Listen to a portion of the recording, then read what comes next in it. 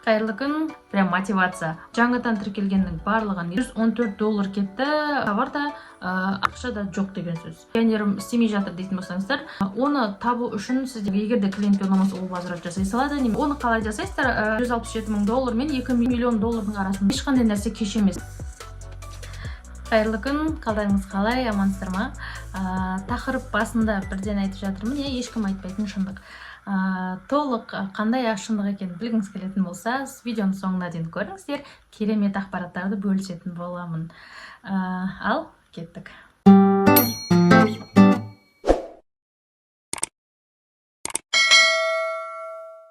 Қайырлы күн, ең бірінші маған осындай хаттар келген екен, мына жаққа қойып қоям, eBay жөнінде айтыңыз деп қырғыздар да жазған екен, былай жазып жатыр, Озон жайлы сұраңыз деп жерде. Яғни бұл менің каналым, бұл больше заработок, ақша табу үшін болғандық үшін оны осы видеоны түсіруге бел будым, себебі мен қаншама бизнес жасап көрдім, сол себепті сол білімдерімді мен бөліскен жатырмын. Қазір ең бірінші YouTube айналысып жүргеніме болды. YouTube'да Аллаға шүкір табыстарымыз көбейіп жатыр. Американский YouTube'ға кірдік. Американский YouTube'да енді күшті зор емес, бірақ жайлап болып жатыр. Және де YouTube каналдардың қаншалықты ақша тауып отқанын сіздер көретін болсаңыздар, ана жерде прям мотивация. Оны қандай сайттан тексеру керек, оны видеоны соңында көрсететін боламын. Қараңыздар, ең бірінші eBay'де айтылмайтын шындық. Ең бірінші шындық возврат. Возврат дұрыс бол, возврат көп. Банға кету. Қазір мен сіздерге бұл видеоны түсіріп жатырмын. Неге? Себебі сентябрь, октябрь, ноябрь, декабрь полный тексеру. Проверка болады. Жаңадан тіркелгеннің барлығын, не то что eBay PNR-ге тіркелгеннің барлығын банға жіберіп жатыр. И банға жібереді де. Осындай жағдайлар бар. Сол себепті лучше дәл қазір риск жасамай до октября бір тіркеліп алсаңыздар, сонымен істеңіздер. Жаңадан қайта ашып, тағы да жасаудың қажет жоқ. Негізі сауда болатын уақыт қазір август бітті, сентябрь, октябрь, ноябрь, декабрь, жаңа жыл, Хэллоуин деген сияқты жақсы сауда болатында. Сол себепті дәл қазір бүгіннен тіркеліп алсаңыздар болады. Егер де қалай тіркелін білмей тұрмын дейтін болсаңыздар, комментарияға жазыңыздар. Кім комментарияға жазды, и сол жақта дайретке жазыңыздар. Мен сіздерге қалай тіркелу, жасау барлығын сабағын тегін беретін боламын. Яғни бұл видеоны көріп отқандарыңыз үшін, подписка болғандарыңыз үшін. Подписка болсаңыздар, осы жаққа подписка болып кетіңіздер, сіздерге тегін сабақты беретін боламын. Регистрация жасап, қалай прогрев жасауды. Енді ешкім айтпайтын шындықтың тағы бірі бұл возврат. Бағана айтқандай, возвратты біресе жасай аламыз, біресе жасай алмаймыз, мына жерге қойып қоямын. Біз $4,5 мың сатқан сағатымызды өзінің бағасы $1000 болған. Енді ол ішің ашиды ғой, оны возврат жасау керек болды бізде. Возврат жасайтын кезде клиент кішкене қылжыңдау, сондай бірдеңке болды. Поэтому біраз жұмыс жасадық, $114 кетті возврат жасауымыз үшін, тоже біз қайтарып алғанымыз үшін. И ол жерде біз нақты қалай возврат жасаймыз, ол нақты сабақта бар. Вот возврат клиенттен аламыз, товарды өзімізге келу уақыты 7-14 күннің ішінде. Ол қолымызға келді, былайша айтқан кезде. Яғни қайтаруны да сіз ақша төлейсіз. Одан кейін барып eBay'да жазып қойған, көрсеңіздер, возврат денег безопасный деп тұр ғой. Сол себепті ол жақта клиенттерді неше түрлі болады. Клиенттердің да 3 түрі бар. Например, добровольный, злокачественный деген сияқты, и былай орташа, средний деген сияқты. Например, ішінде мошенниктер де болуы мүмкін. Арасында болады ғой былай. Например, біреу біздің Қазақстанның қай жерде екендігін білмейді, тіпті Қазақстан қай жақта екендігін білмейді. Бір бізде қаншама Калифорния болсын, басқа болсын, қаншама штаттар бар Америкада, білмейміз ғой қай жақта тұрғанын. Мүмкін бұл жақын жерде деп ойлап қалуымыз мүмкін. Сол себепті олар интернет-магазиннен eBay'дан алған кезде ол возвратты спокойно сезіп тұрады, и сосын именно Қазақстаннан алған кезде возврат жасай алмай, сол товар өзінде қалып қойып сөйтіп болатын болса, ол жан-жақта достарына айтады. Например, келіңдер, мен саған тегін зат алуды көрсетемін, үйретемін дейді. И солай тегін бізден товар алып алады, ақшасын төлеп, бірақ клиент недовольный болатын болса, біз возврат жасай алмасақ, өзімізге eBay қалтаңыздағы тұрған ақшаны клиентке салып береді, и товарда ақша да жоқ деген сөз. Вот осылай олар не дейді мошенничество жасауы мүмкін. Одан кейін барып BBI тексеру бойынша сіз егер покупатель ретінде де қандай да бір не қалай айтсам екен, нарушение жасайтын болсаңыз, сізді тоже банға жібереді. Қазір покупательдерді банға жіберіп жатыр. Так, одан кейін қандай жақсы тағы да ақпараттар бар. Енді тек қана минустарын айтып жатыр деп ойлап қалмаңыздар, плюстарын да айтатын боламын. Енді шындық дегенде сіз регистр жасағаннан кейін 20-30 мың теңге сіздің прогревке кетеді ақшаңыз. Яғни сіз покупатель болу керексіз алдымен. Ол сіз никак. И одан кейін пионерге тіркелетін кезде пионерге дұрыс тіркеле алмай қалсаңыз, өкінішке орай аккаунтыңызда бағанағы пионеріңізді банға жібереді.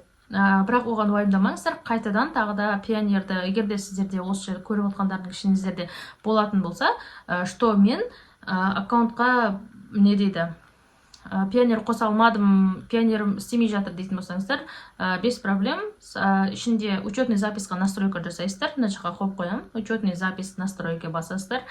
Так, мына жаққа әдемілеп қойып қояйын. Вот осы жерде учетный запистан оплата бөліміне кіресіздер. Оплата бөліміне кіргеннен кейін өзіңіздің пионер жазылып тұрған болады. Сол пионерді удалить етесіз да, одан кейін сіз добавить деп шығады. И добавить сразу бұрынғы сіз тіркелген пионер сияқты полный жаңа окошко алып шығады. Сол жаңа окошкамен жаңа номер, жаңа почта, сол екеуін жаңалайсыздар да, интернет бәрін солай жаңадан тіркелсіздер. И карта тоже басқа болады. Например, сіз бұрын народный тіркеген болсаңыз, Каспий тіркеген болсаңыз, народныйда екеуін де тіркеп қойған болсаңыз өз атыңыздан, онда Жусан деген сияқты. В общем, счетта басқа болу керек. Сол кезде сіздің атыңызға басқа тағы да ашылады да, и сол пионер eBay-ға тіркелетін болады. Неге оны айтып жатырмын? Себебі егер де сіз өзіңіздің счетыңыз қайтадан толтырып қоятын болсаңыз, сізді связканы танып қояды да, аккаунтыңыз тағы да банға кетуі мүмкін. Енді бан көп деп жатырмыз, бірақ та самый главный проверка кезінде кішкене абайлау керек. Одан кейін барып eBay-дің плюстары да, например, көріп отқандарыңызда $1000, $2000 түсіп отыр, $200, $500 әртүрлі бізге түсіп отыр ақша.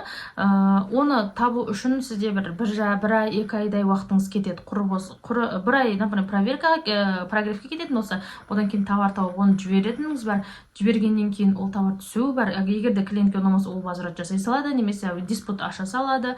И сіз егер де товарыңыз возврат жасай алмасаңыз, не товарыңыз, не ақшаңыз болмай қалады. Менде өзімде сондай көп жағдайлар болған, сол себепті мен бөлісіп жатырмын.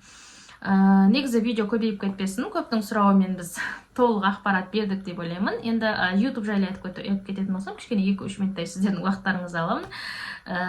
Қараңыздар, YouTube'да осындай сайт бар. Так, мына Social Blood деген. Вот осы жерде сіз кез келген канал, например, YouTube'тың негізінде королі деп айтады, қазір аты сондай болып кеткен. Мистер Бист өзі видео контенттің маманы, былайша айтқан кезде, ол айтады, например, первые 100 видео, бірінші 100 видеоны никогда ойламаңыздар, что оның несі болады, пайдасы болады, просмотры деген сияқты. Яғни ол 100 видео сіздің опытыңызға кетеді деп жатыр да, одан ешқандай күтпеңіз. Себебі егер күтетін болсаңыз, сіз выгорание түсіп қалуыңыз мүмкін, тоқтатып қоюыңыз мүмкін деп. Солай өткен қазіргі таңда осынша табыс табады. Қараңыздар, бұл миға сыймайтындай да ақша. И одан кейін бар бізге мына өткен видеода айтқан болатынмын, Арген Би деген жігіт бар, Қырғызстанның баласы, 19-20 жасар. Қараңыздаршы, егер де бұл видеоны жас үлкен 40-та ағалар немесе 20-да, 30-да, қай уақытта үлкен кім болса да қарап отқан болсаңыз, просто еңбек жасау. 2-3 жыл еңбек жасады, 3 жыл тек қана TikTok, YouTube, Instagram, полный сонымен Instagram емес, TikTok мен в общем солай социальный сеткен 10-15 секунд короткометражный видеолар жасады да, осынша ақша тауып отыр. Қараңыздар, оны қалай жасайсыздар? Социал блогқа кіресіздер, сол каналдың атын жазасыздар, и сосын сол жақта шығарып тұрады. Айлық табысы 167 мың доллар мен $2 миллион доллардың арасында ақша табады екен, айлық табысы. Оны теңгеге ауыстыратын болсақ, 167 мың доллардың теңгеге ауыстыратын болсаңыз, ол 78 миллион минимальный. Сонда ол айына 100 миллионнан көп просто так просмотрдан тауып отыр. Сол себепті, егер де сіз YouTube-та шынымен де кіргім келеді, мен, например, жаңадан кіріп жатырмын, жаңадан мен ақша түсіп жатыр, бірақ мен просмотрға көңіл бөліп Америкаға кіріп жатырмын да. яғни ешқандай нәрсе кеш емес, бастап кету керек, істеп көру керек. Менде қаншама бір видеолар мені кім көреді, анау мынау деген әңгіме, бүкіл сөздерді алып тастаңыздар. Себебі әрқайсымызда өзіміздің рызық несібеміз бар, яғни ізденген адамға келе береді. Сол себепті осындай нәтижелерге жеткіңіз келетін болса, просто бастап кетіңіздер. Мен де бастап қазір жасап жатырмын. Өткен видеоларда айтқандай, біздің сообщество группаға қосылу бар болғаны 15 000 теңге.